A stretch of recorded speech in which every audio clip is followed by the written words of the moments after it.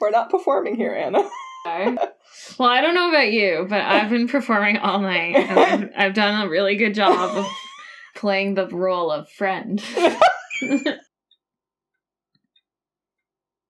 Welcome to Pub Indie. I'm Tammy Kavanagh. And I'm Anna Bailey. Today we'll talk about what happens after the hero succeeds or fails. In other words, social change. So, grab a drink, sit back, and let's chat. So basically, today we're talking about status quo versus apocalyptic change in writing. And, you know, where you might find it, how you might use it. So we were actually just talking about what happens after the hero succeeds, and this really comes into play with series, I think, more so than anything else, because sometimes I do love those standalones. The book ends, the hero has won, there's a big party, Yay! And then you can just go home and assume everything is great. But then you have sequels where, okay, now let's see the aftermath. Exactly. A good example of that we were actually just talking about is like the original Star Wars storyline. You know, you get to the end of the third movie and Leia and Han and Luke are all woohoo, and you get a bunch of other planets and they're all woohoo, and you're left, you know, with a really good feeling in your heart that everything's going to be all right, everything's going to turn out okay. Yeah. And here, I'll be the devil's advocate, because the movie we've seen is very specific to Luke's point of view and looking at the Republic as this very evil entity, but we only get to see how they're fighting against the rebels. We don't see how they treat the everyday average person. In the movies, I know there's probably a lot more in the novels and all that stuff. So what I was saying with that is these rebels, which ironically, like in today's society, wouldn't be rooting for the rebels all the time, have now won. So when these rebels come in and kind of dismantle this whole empire, you don't even know what Leia and Han and Luke have planned. So now that this is all destroyed, what now? Yeah. What government are they replacing it with? And for a very long time, no one knew. And maybe it was better that way. Just kidding. I think that the political situation that they started off with the sequels was actually fairly accurate. And it was, to a certain extent, based on real-world history, like how things happen after you overthrow a regime. And there's a lot of ways that can go. A regression can sometimes happen of society. Or, so, for example, historically, there's like the Roman Empire. Everyone knows about that, right? It's not like the Roman Empire just one day collapsed into dust.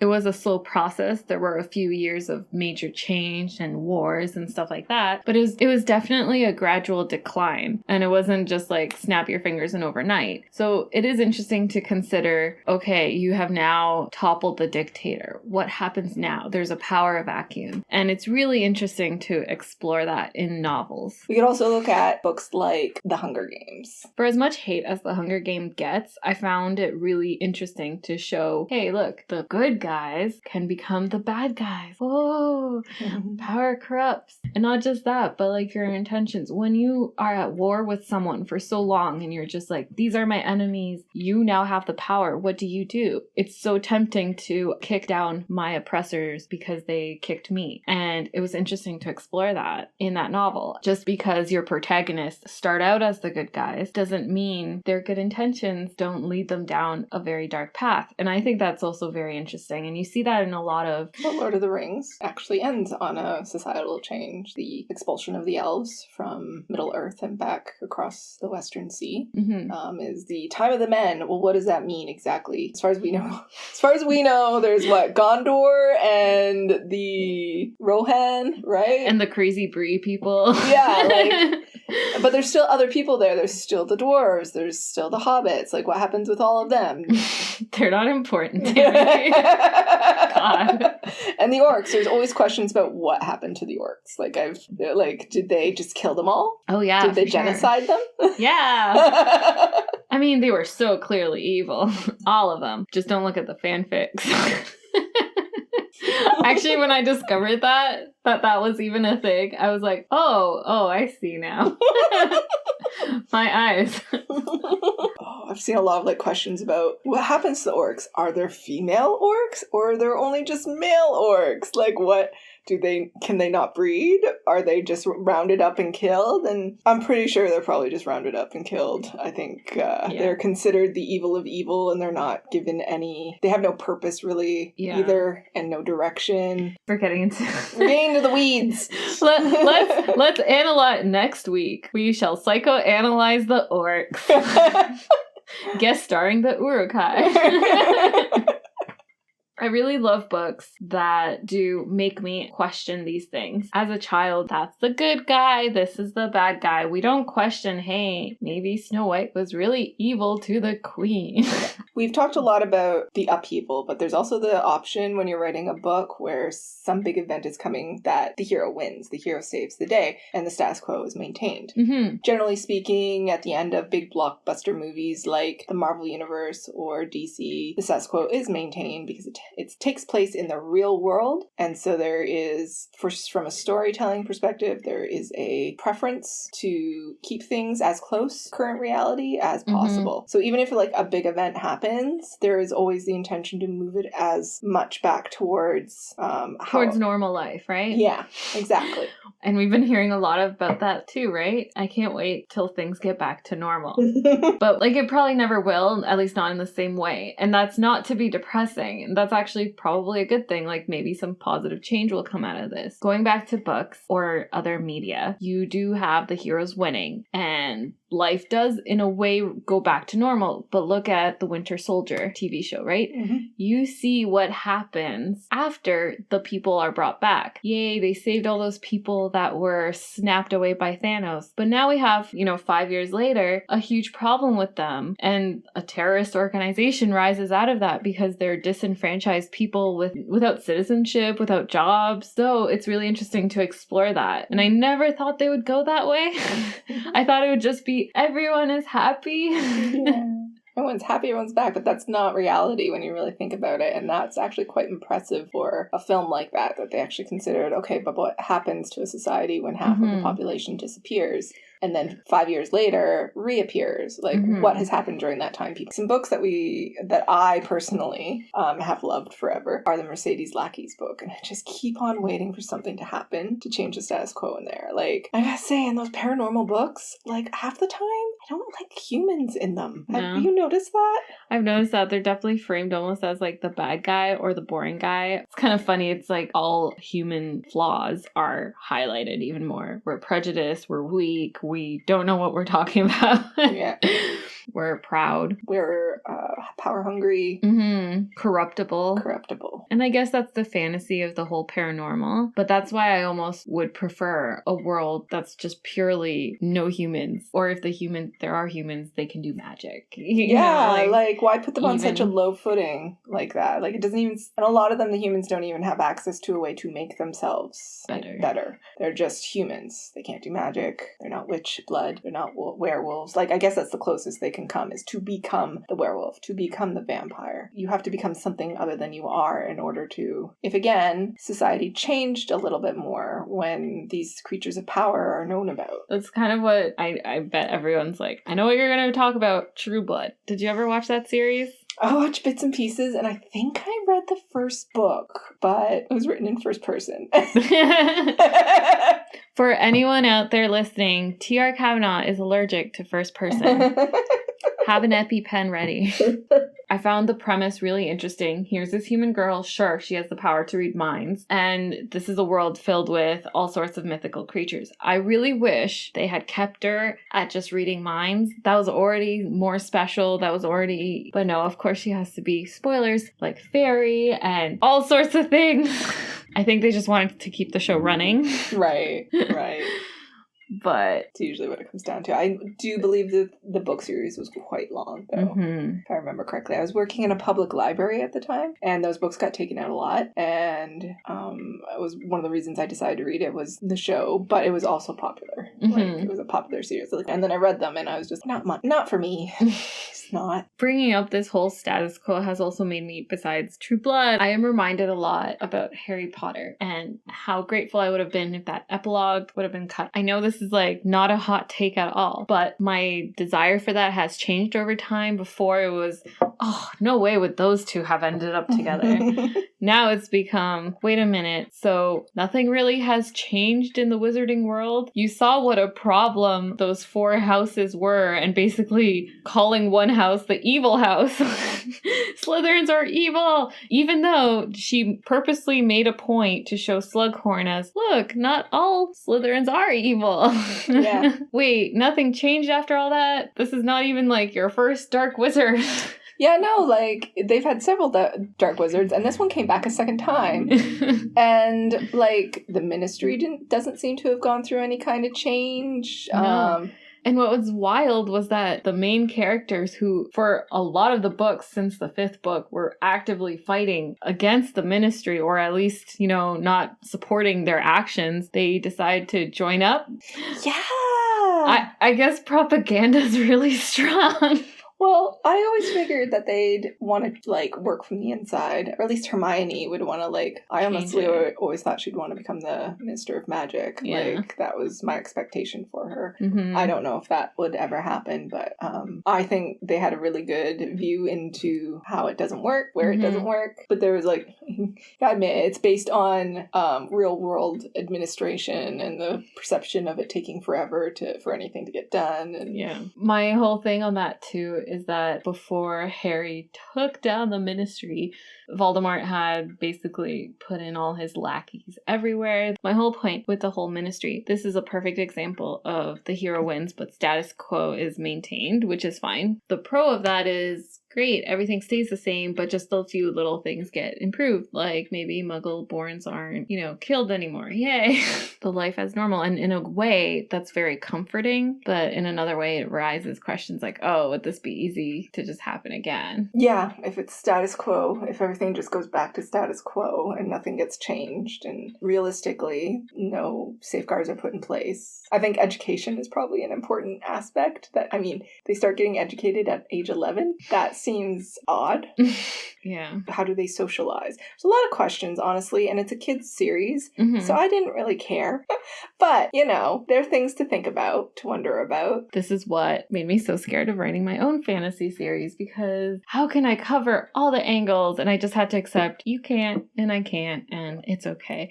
But interesting to explore and analyze. And now if we wanted to go on to apocalyptic change. Yes. There's different kinds of apocalyptic change. Again, we're talking a little bit about world building in this case. This is where you get to have fun. You could look at Margaret Atwood's Handmaid's Tale, for example. Yeah, that's a really good one.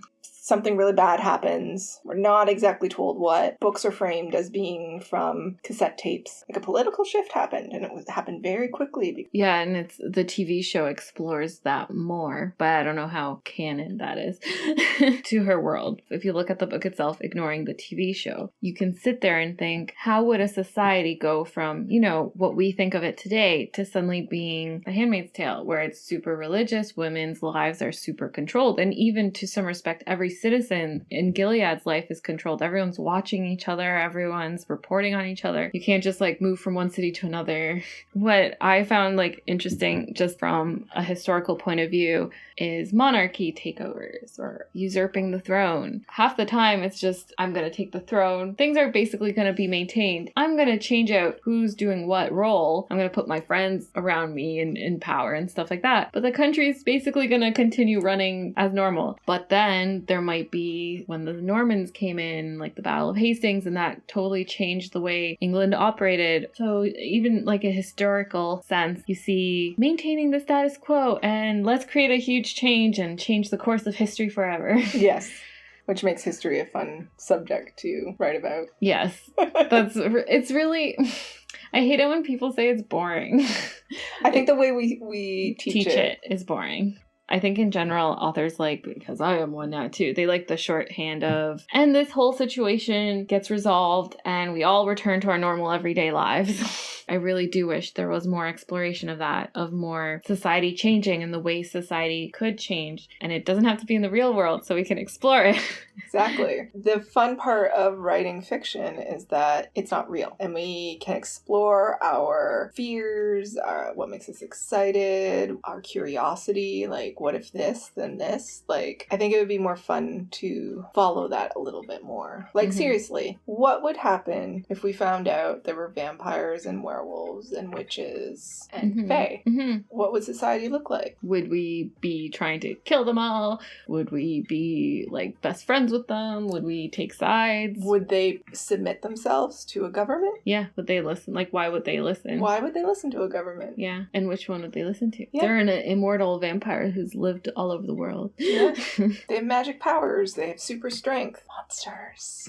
But seriously, like, what kind of impact would that have on... So in the Mercy Thompson series, she covers it a little bit because she deals with how the Fae had come out and the other underworld creatures were forced in the end. A lot of them were. Vampires have chosen not to. Witches are out. I think they came out after the Fae. And for the most part, they present themselves at... Oh, are they out? Been a while.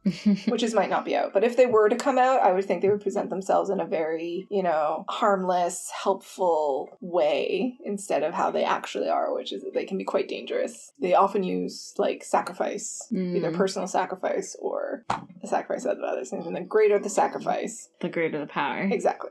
So that can be quite... Yeah. Vampires don't want to be out at all because they're freaking, in her series, they don't move like humans. They don't like...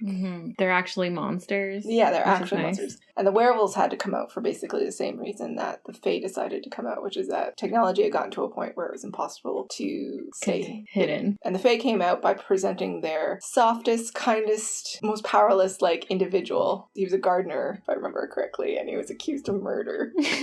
And so he revealed himself on live television, because of course the thing was being filmed on live television, and he's this cute thing, and he says, "I'm incapable of touching iron." And so they present themselves as these, like, harmless, helpful creatures. And a few others come out, and they're also harmless, and, they're helpers, and they're, almost, like, superhero-ish kind of bent to them in a way. Like, they just want to help people. And then the werewolves had to come out, and they decided to present... strong protectors. They're in the police, they're firefighters, they're in security, they work in the military, they're, That's interesting. I have to check out this series now. It's good. I want more. There have been instances, there was an instance where it almost looked like there was going to be war between the Fae and the humans because of this thing that happens. And I was like, yes! Yeah. It didn't happen. I never knew you were so bloodthirsty. I just feel like with these creatures there would be more change than this. And maybe it's too early in the series, maybe it's a slow burn. I'll have to wait and see. I don't think I've read the most recent one, so I might be a little behind on what's going on in that world. I think she does a really good job, the author, Patricia Brigg. So, like, in my own writing, I have a lot of ideas in my head for things. I was telling you one. And if I don't even know what the apocalyptic event was. I just know that there was basically like a trailer park up north. And that they all had bomb shelters for whatever reason. And they kept in contact with each other. And the main character was born in the bomb shelter.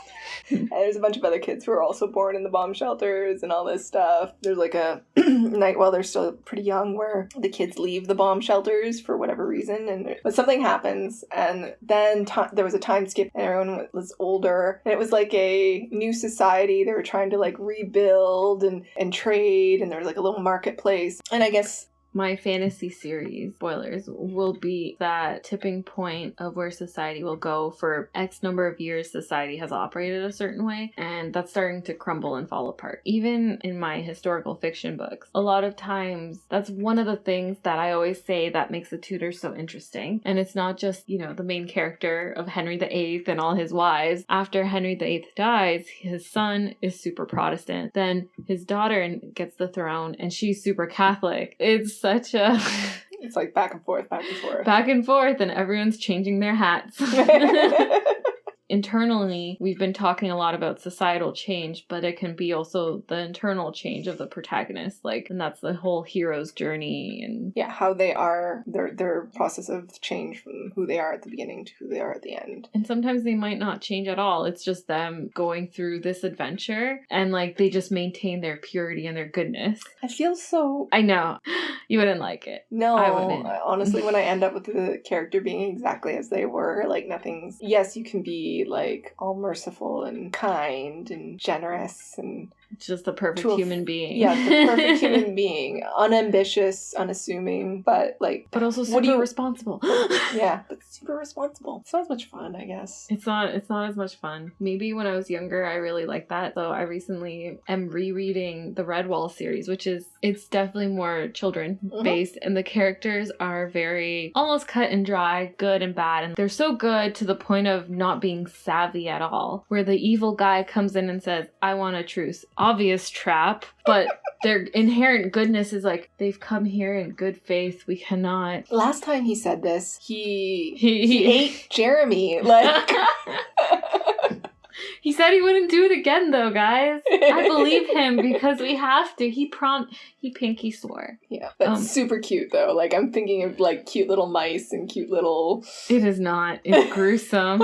Yeah. It's basically an abbey in England with mice. I think really what it comes down to is deciding what kind of character your main character is when it comes to their journey. Are they ends justify the means? Mm-hmm. Or... by my inherent goodness, evil shall be defeated and I will win. And I will not dirty myself in the process. Yeah, because you have chosen not to do anything bad. Or has to for you. Yeah, like, and that's where and that's why you get so many people that say the side characters are amazing. Yes, it's true, because they do stuff. They do stuff, and they're complicated, and yeah, and like, but the main person put them on a pedestal. Yeah. And so this whole, like, podcast was started because we were talking about how does society change within novels, specifically, and how do different authors handle it, and we were kind of exploring it. It made us think about ourselves, like how we basically gravitate towards, let's see a change and how that would look. Yeah, basically. I guess we're compatible author friends or something. Maybe. No, I'm thinking about all of the, outside of the one I'm working on right now, I'm thinking about some of the other projects I would do, and all of them are like... big changes. Some kind of change is coming to society. Nothing's gonna necessarily be the same as it was before by the end of it. Yeah. Yeah. And the main characters are not going to be clean, you know? I think in some way, I know I can never be perfect, and I have stopped to aspire to that a long time ago. Mm-hmm. So my characters and the people I imagine, no, they'd be complicated. I want my great characters in there. So I think that brings us to the end of this conversation. My drink is empty, so... We need to go refill it. So join us next month, and we'll have another episode for you where who knows what we'll discuss, and we'll chat about something interesting. Maybe anxieties and getting... Again, we keep putting it off. Have a good night. Or day. Bye.